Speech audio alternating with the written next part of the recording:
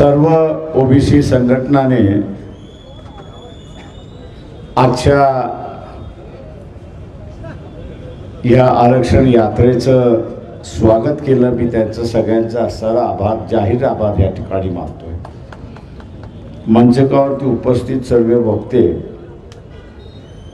उपस्थित बंधूंनो आणि भगिनींनो,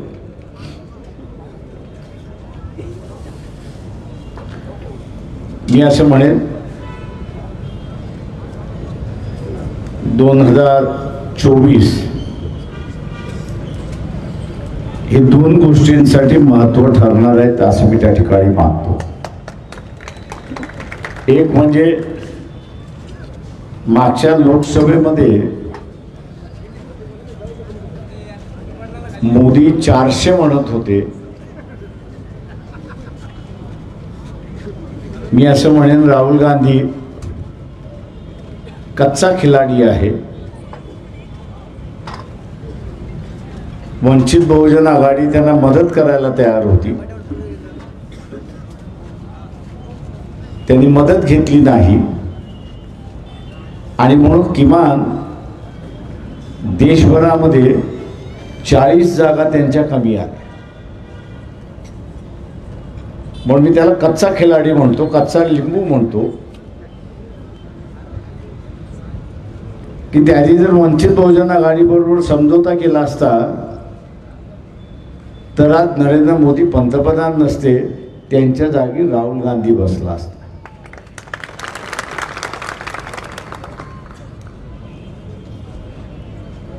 संविधान वाचलं, 400 पार आम्ही बदलू, नारा संपला। आणि आता आपण बघत असाल की पदोपदी पावलोपावली नरेंद्र मोदी संविधानाची दुवा देतोय अशी असणारी परिस्थिती आहे। झटका कसा असतो हा त्याच्या लक्षात आला की त्याचा हलाल होता वाचला।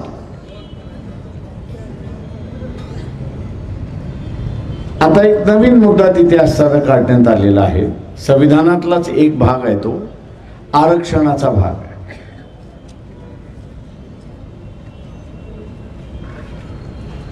हा खेळ सुद्धा इथल्या सत्ताधाऱ्यांनी सुरुवात केला, राजकीय सत्ताधाऱ्यांनी सुरुवात केला आणि या राजकीय सत्ताधाऱ्यांबरोबर इथले असणारे श्रीमंत मराठी सुद्धा जे आहेत तेही त्याच्यामध्ये सहभागी झाले। महाराष्ट्राची गेली अनेक वर्ष सत्ता ही जी आहे ही 171 कुटुंबाच्या हातामध्ये आहे। तुम्ही 171 कुटुंब विसरून जा, माझं म्हणणं आहे। हा जिल्हा कुठचा आहे? बीड जिल्हा आहे। बीड जिल्ह्यामध्ये आता आत्ताचे असणारे आमदार नामदार आणि 15-20 वर्षापूर्वीचे आमदार नामदार कोण होते आहेत बघा।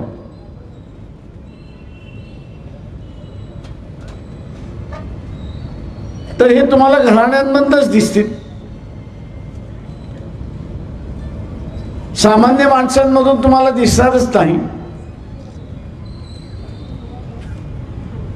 आणि अशा प्रत्येक जिल्ह्यांमध्ये काही कुटुंबाने ही सत्ता आपल्या ताब्यामध्ये ठेवलेली आहे आणि त्यांना असं वाटतंय की आरक्षणाच्या माध्यमातून आपल्याला आता असणारं नवं चॅलेंज उभं राहायला लागलं। एक नवं चॅलेंज उभं राहायला लागले, ते आपण असणारं मोडलं पाहिजे आणि ते मोडायचं असेल एकतर ते आरक्षण, इंग्रजी शब्द जो डायल्यूट आपण म्हणतो, पातळ, ते डायल्यूट करून टाका, म्हणजे कोणाच्याच हाताला लागणार नाही। आणि दुसऱ्या बाजूस ते जर रद्द करता आलं तर तेही रद्द करा, दोन्ही बाजूंनी खेळ चालला। आणि या दोन्ही बाजूने खेळ चालत असताना या देशामध्ये जो विकलांग झालेला समूह आहे, 70 वर्षाच्या राजवटीमध्ये जो विकलांग झालेला समूह आहे त्या समूहाला वापरल्या जातं हे लक्षात घ्या. जाणीवपूर्वक इथे असणारं वंचित बहुजन आघाडीवरती आरोप केला जातोय की आम्ही आमची परिस्थिती बदलली, आमची भूमिका बदलली. आम्ही आमची भूमिका बदललेली नाही ही लक्षात घ्या. आम्ही आमची भूमिका बदलली नाही. लोकसभेच्या अगोदर आहे आणि लोकसभेच्या नंतर आहे. आमची जी भूमिका आहे की ओबीसीचं आरक्षण हे ओबीसीलाच असलं पाहिजे, त्याच्यामध्ये अजून कोणाचा अंतर्भाव होता कामा नये.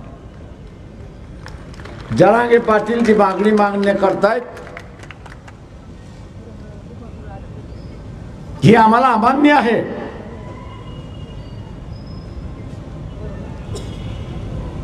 परंतु सरकार जे करतंय, खोटा सर्टिफिकेट 55 लाख दिल्या, हे घटनेच्या विरोध आहेत. आता हे सगळे सर्टिफिकेट ज्यांना दिलेले आहेत ते ज्यावेळेस व्हॅलिडिटी काढायला जातात त्यावेळेस त्यांचा अर्जही घेतला जात नाही अशी परिस्थिती आहे. ही जी फसवणूक झालेली आहे या फसवणुकीच्या विरोधात आहोत हे आम्ही असताना लक्षात घ्या मित्रो. आणि म्हणून या आरक्षणाच्या संदर्भात लोकांना जाणीव व्हावी त्यासाठी ही असणारं आरक्षण बचाव यात्रा आम्ही महाराष्ट्राच्या 22-23 जिल्ह्यांमध्ये काढलेली आहे.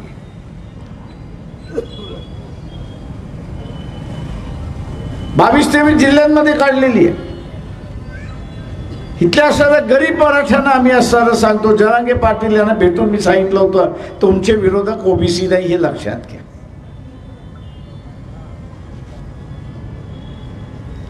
तुमचे विरोधक ओबीसी नाही, तुमचे खरे विरोधक जे आहेत हे निजामी मराठे, हे 169 कुटुंब जे आहेत हे तुमचे खरे विरोधक आहेत हे लक्षात. ज्या दिवशी तुम्ही त्यांच्याशी लढाल त्या दिवशी तुमची असणारी सुटका होणार आहे. त्या दिवशी तुमची सुटका होणार आहे. मागच्या अनेक वर्षामध्ये इथली आमदारकी असेल, खासदारकी असेल,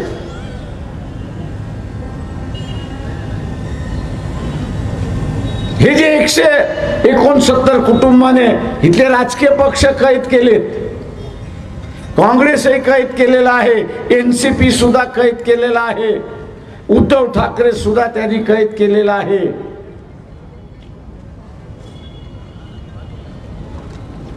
त्यांनी कुटुंबाच्या बाहेर उमेदवारी देऊ दिली का? मागचं कशाला जायचं? या लोकसभेमध्ये 31 जे कुणबी मराठा उमेदवार उभे आलेले आहेत, निवडून आलेले आहेत. सोशल मीडियावरती ते एकमेकांचे नातेवाईक कसे आहेत याची पुरी कुंडली आली होती, पूर्ण कुंडली आली होती की हे जे 31 आहेत हे एकमेकांचे नातेवाईक आहेत. आणि म्हणून आम्ही असणारं वारंवार जरांगे पाटील यांना असणारं म्हणतोय, आपण जी घोषणा केलेली आहे 288 जागा लढवण्याची ती अंमलात आणा आणि गरीब मराठ्याला जे आहे ते उमेदवारी देऊन एकदा तुम्ही मोकळे व्हा. का त्यांना हे पक्ष देतच नाही? उमेदवारी दिली नाही तर निवडून कुठे येणार?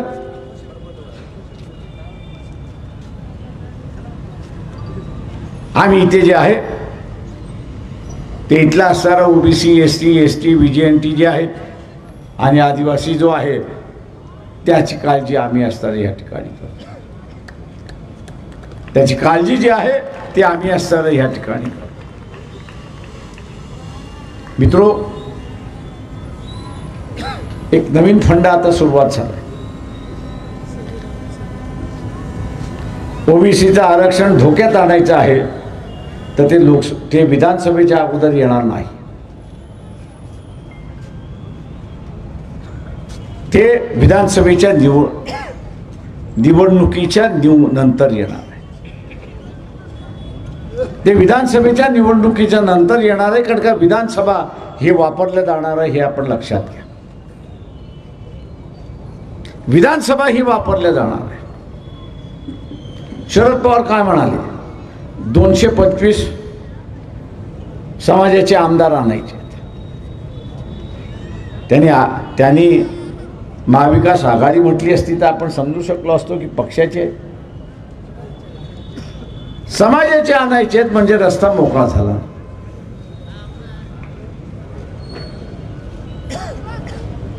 उद्या हे जर 225 आले तर ओबीसीचं आरक्षण संपलं म्हणून समजा ओबीसीने लढण्यात काही अर्थ नाहीये. त्याचं कारण सांगतो. ओबीसीची मागणी काय आहे की जात न्याय जनगणना झाली पाहिजे. ही मागणी आहे की नाही? याच मागणीचा वापर केला जाईल.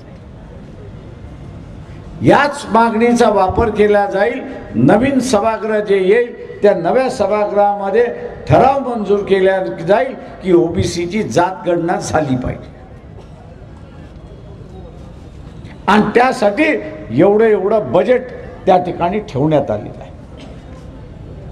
त्यासाठी एवढं बजेट त्या ठिकाणी ठेवण्यात आलेलं आहे. आणि त्याच्याच बरोबर दुसरा ठराव होईल आणि तो म्हणजे जात गणनेची आकडेवारी जोपर्यंत येत नाही, जात गणनेची आकडेवारी जोपर्यंत येत नाही तोपर्यंत ओबीसीच्या आरक्षणाला तोपर्यंत ओबीसीच्या आरक्षण स्थगित करण्यात आलेलं आहे. मला अनेक ओबीसीचे महाभाग म्हणतात, साहेब कोर्ट मोकळा आहे. मी त्याला म्हटलं, सामाजिक लढ्यासाठी कोर्ट हे उपयोगी नाही.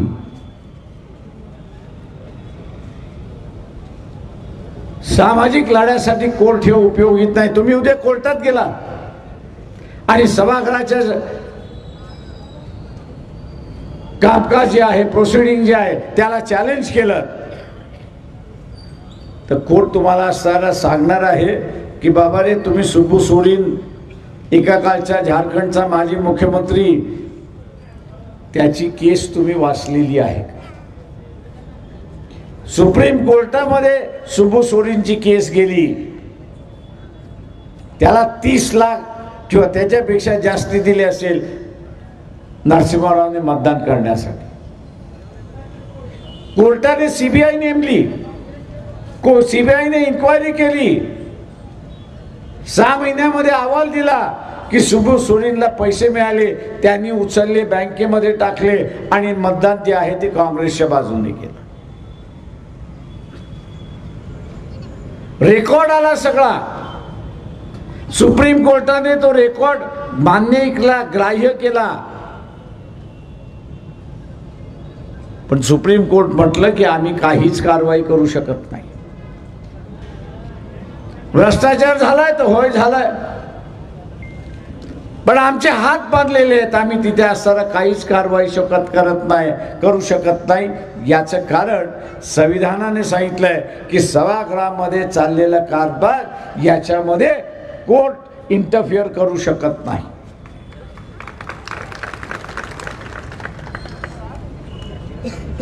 न्यायालय जे आहे ते सभागृहाच्या कामकाजामध्ये हस्तक्षेप करू शकत नाही. आणि म्हणून आमचे हात बांधलेले आहेत. आम्हाला दिसत असलं, माहीत असलं, समजत असलं तरी आम्ही काही करू शकत नाही. तीच परिस्थिती इथं होईल. तीच परिस्थिती इथं होईल की उद्या गेला तर कोर्ट म्हणेल की बा सुप्रीम कोर्टाने दिलेला आहे निर्णय, अगोदरच दिलेला आहे, आम्ही लक्षात देतो. जनगणना होईल तेव्हा होईल, 5 वर्षात झाली तर चांगली, 5 वर्षात झाली नाही तर पुन्हा लटकत राहील. अगोदरच असताना नगरपालिका महानगरपालिकेच्या ओबीसीच्या आरक्षणाला सुप्रीम कोर्टाच्या एका निर्णयाने स्थगिती मिळालेली आहे. नोकरी आणि शिक्षण याला स्थगिती सभागृहामार्फत मिळून जाईल. मग काय करणार? तेव्हा ओबीसीने आता असताना जागृत झालं पाहिजे, एकत्र आलं पाहिजे.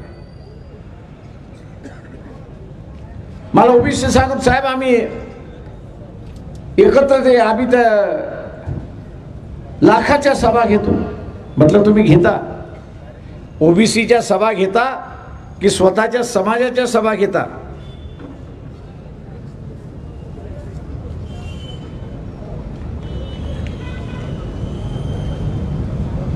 तुम्ही सभा घेता त्या ओबीसीच्या सभा घेता की समाजाच्या सभा घेता? त्या समाजाच्या सभा आम्ही घेतो. मी सगळ्यात चांगलं उदाहरण देईन. धनगर समाजाच्या असणाऱ्या पंढरपूरचं असणारं अधिवेशन, धनगर समाजाने असणारं पंढरपूरला अधिवेशन बोलवलं. 5 लाखाच्या वरती धनगर समाज उपस्थित राहिला. अटल बिहारी वाजपेयीला त्यांनी असणारं निमंत्रण केलं. अटल बिहारी वाजपेयी आले, भाषण झालं. 2 महिन्यानंतर लोकसभेच्या निवडणुका झाल्या. लोकसभेच्या निवडणुकीमध्ये एकही धनगर समाजाला लोकसभेची उमेदवारी मिळाली नाही. एकही उमेदवारी मिळाली नाही. अनेक धनगर कार्यकर्ते माझ्याकडे बोंबलत आले, सर आम्ही असणारं एवढं केलं, एवढं झालं, पण आम्हाला उमेदवारी नाही, बीजेपीने आम्हाला उमेदवारी दिली नाही. मी त्यांना म्हटलं की तुम्ही ताकद दाखवलीत, तुम्ही मतदारसंघाची ताकद दाखवलीत की तुम्ही महाराष्ट्राची ताकद दाखवलीत? तुम्ही महाराष्ट्राची ताकद दाखवलीत. ती महाराष्ट्राची ताकद जेव्हा मतदारसंघामध्ये येते त्यावेळेस विधानसभेच्या मतदारसंघामध्ये 30, 35, 40 हजारापर्यंत आहे.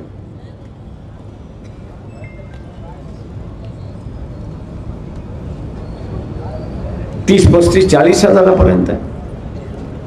परिणाम काय? 2.5-3 लाखाच्या मतदारसंघामध्ये तुम्ही विचार केला. मी आजही असणारं ओबीसी समूहाला आवाहन करतो की माळ्यांनी माळ्याचं अधिवेशन घेतलं, धनगरांनी धनगरांचं केलं, वंजाऱ्यांनी वंजाऱ्यांचं केलं, किंवा इथे असताना कैकाड्यांनी केलं, अमुक्याने केलं, तमुक्याने केलं. हे तुमचे समाजाचे अधिवेशन आहेत. तुम्ही समाजाची जाणीव करून दिली, समाजाची ताकद तुम्ही असताना दाखवून दिली आहे. ती समाजाची ताकद आहे, ती राजकीय ताकद नाही, हे आपण लक्षात घ्या. की ज्या दिवशी आपण राजकीय ताकद निर्माण कराल त्या दिवशी आपल्याला इथले राजकीय पक्ष भियायला लागतील, एवढं असं लक्षात घ्या. आणि राजकीय ताकद निर्माण करायची असेल तर ती समाजाच्या नावाने उभी राहणार नाही, तर ती ओबीसी म्हणून राहणार, मागासवर्गीय म्हणून राहणार, अदर बॅकवर्ड क्लासेस म्हणून ती राजकीय ताकद उभी राहणार. आणि ती ज्या दिवशी आपण दाखवाल त्या दिवशी राजकीय पक्ष हे तुमच्या पायाशी जोडलेले असतील. आज तुम्ही त्यांच्याकडे जाता अशी असणारी परिस्थिती. मित्रो, ती आता करण्याची वेळ आली. ती आता वेळ आलेली आहे. ओबीसीना स्वतःचं आरक्षण शाबूत ठेवायचं असेल तर ओबीसी म्हणून एकत्र यावं लागेल. उमेदवार ओबीसी मधला कोणी असेल,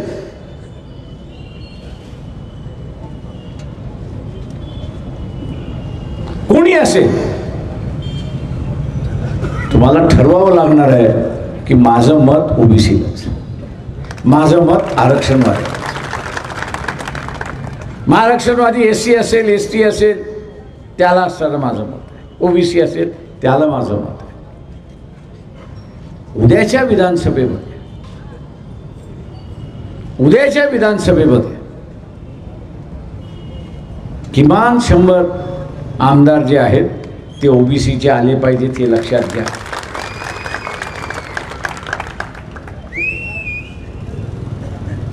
आणि ते करायचं असेल तर कोणाला पक्ष सोडण्याची गरज नाही.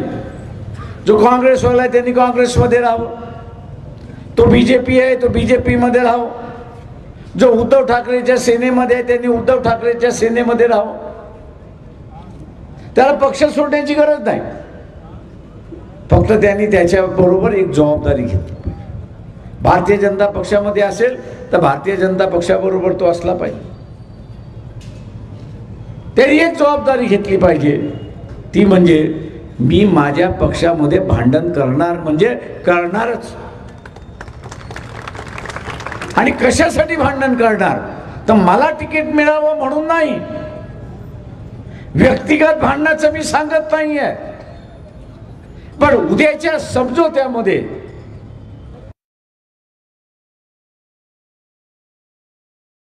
असं धरून चाला की भारतीय जनता पक्षाला त्यांच्या वाट्याला आलं तर तुमचं भांडण हे पाहिजे. भांडण आपण असताना हे केलं पाहिजे की 50% जागा ह्या ओबीसीच्या वाट्याला गेल्याच पाहिजे. हे भांडण आपण त्या ठिकाणी केलं. पक्ष सोडून उपयोगात नाही. पक्षामध्ये परिवर्तन करणं गरजेचं आहे. पक्षामध्ये परिवर्तन करणं गरजेचं आहे आणि त्याच्यासाठी आपण भांडलं पाहिजे, हे लक्षात घ्या. आता या पक्षाच्या भांडणाला ताकद द्यायची असेल तर मी असं म्हणेन की ही जी आम्ही आरक्षण बचाव यात्रा काढलेली आहे तिची सांगता 7 ऑगस्टला औरंगाबादमध्ये आम्ही करतो. 7 ऑगस्टला आम्ही औरंगाबादमध्ये करतोय. 7 ऑगस्टचं महत्व काय आहे?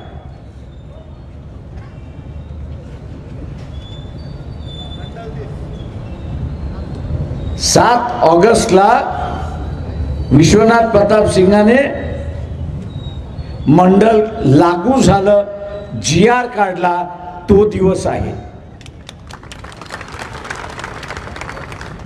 मंडल लागू झाला, GR निघाला, तो 7 ऑगस्टला निघाला. आपल्याला राष्ट्रीय लढाई जर जिंकायची असेल आणि करायची असेल तर यापुढे 7 ऑगस्ट हा मंडल दिवस म्हणून त्या ठिकाणी साजरा झाला पाहिजे. 7 ऑगस्ट हा मंडल दिवस म्हणून त्या ठिकाणी साजरा झाला पाहिजे. आणि त्याची सुरुवात ही औरंगाबाद पासून आपण केली पाहिजे. जे वेगवेगळ्या राजकीय पक्षामध्ये आहेत ओबीसी, माझं त्यांना असं आव्हान आहे, तुमचा राजकीय चेहरा, ओबीसीचा राजकीय चेहरा दाखवणं महत्वाचं आहे. तो दाखवणार कसा? एकतर तुम्ही आमदार निवडून आणले पाहिजे, त्यातून दाखवता येतो नाही. तर 7 तारखेला मंडल दिन साजरा करताना आपण त्या ठिकाणी दाखवता येईल.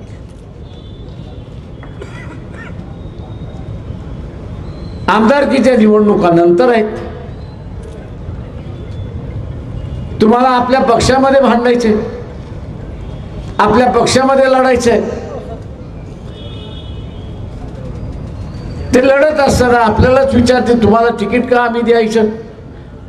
तुम्ही तर माळी आहात, तुमच्याबरोबर धनगर नाही, वंजारी नाही, अमुक नाही, तमुक नाही, घिसाडी नाही, कोणीच नाही, मग तुम्हाला कशाला उमेदवार? आणि म्हणून म्हटलं की समाजाचे मेळावे हे वेगळे आहेत आणि ओबीसीचा मेळावा हा वेगळा आहे. 7 ऑगस्टला इथला वेगवेगळा ओबीसी समूह आहे. यांनी स्वतःच्या समाजाचे बॅनर, स्वतःच्या समाजाचे बॅनर घेत औरंगाबादला 7 तारखेला पोचले, लाखाच्या संख्येने आपण पोचला, तर मी असं म्हणेन अर्धी लढाई आपण जिंकली हे लक्षात घ्या. अर्धी लढाई आपण जिंकली आणि गावामधलं जे दहशत आहे तेही आपण सर संपवायला सुरुवात केली आहे.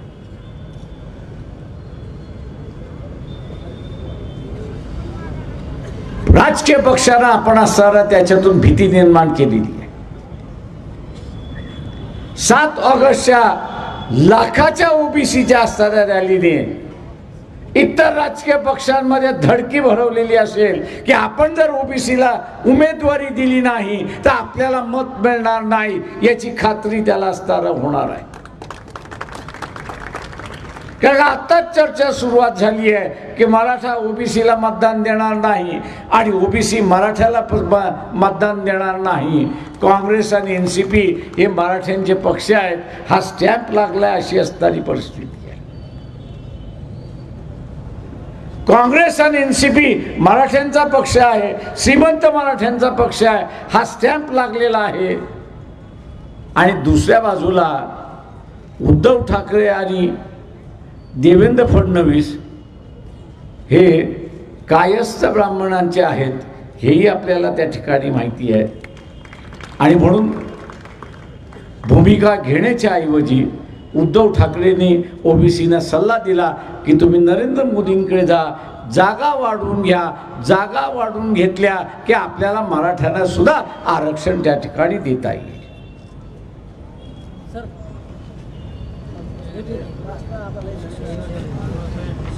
आरक्षण त्या ठिकाणी देता येईल. अरे मुळात भांडण आहे की मराठा समाज म्हणतोय की मला ओबीसीतून आरक्षण द्या आणि ओबीसी म्हणतोय की मी मराठ्यांना घ्यायला तयार नाही.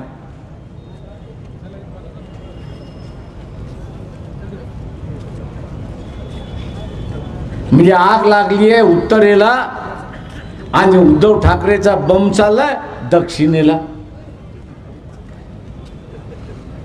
म्हणजे आग लागली आहे उत्तरेला आणि उद्धव ठाकरे यांचा बंब चाललाय दक्षिणेला. ती आग कशी विझणार? ती आग विझणार कशी?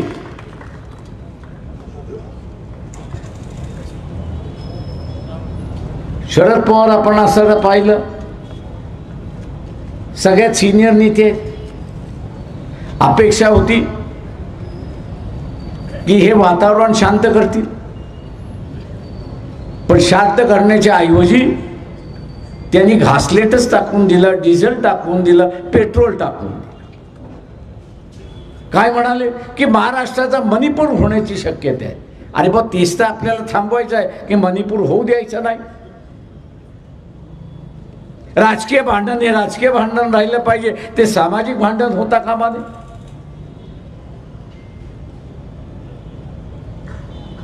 राजकारणामधलं पोळ्या भाजण्याचं कामकाज त्या ठिकाणी चाललेलं आहे. आणि म्हणून माझं आव्हान आपल्या सर्व ओबीसीला आहे की हा लढा आपल्याला मिळून या ठिकाणी लढावा लागेल.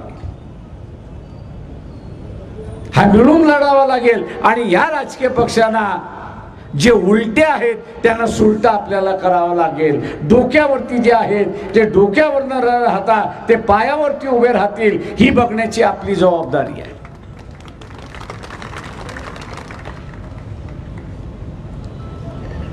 आणि म्हणून जाता जाता मी आपल्याला एवढंच आवाहन करणार आहे की अनेक जण म्हणतात की जायचं कसं,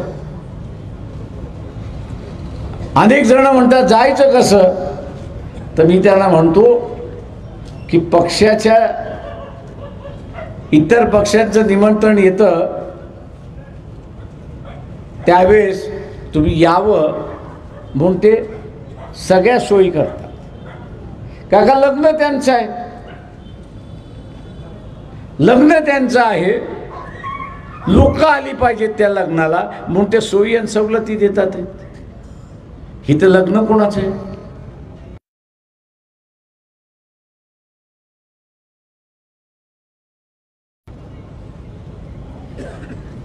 इथं लग्न कोणाचं आहे?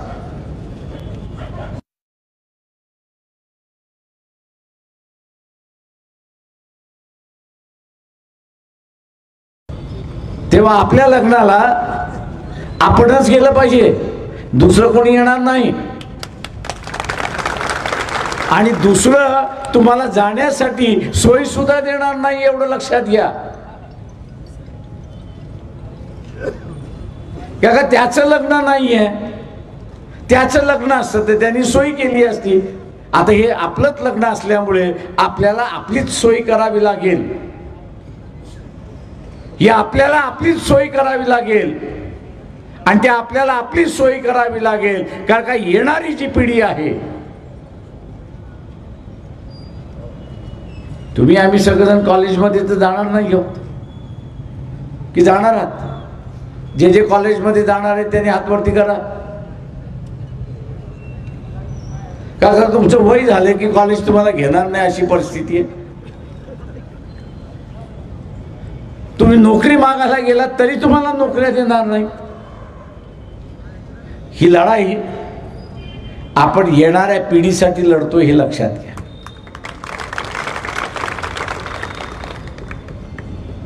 आपल्यासाठी अगोदरची पिढी लढली, त्यांनी मिळवलं.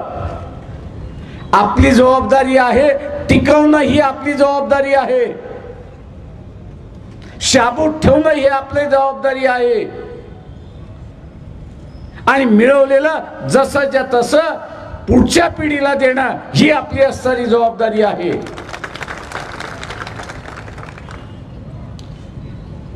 आणि म्हणून येणाऱ्या पिढीला शाबूत ठेवण्या,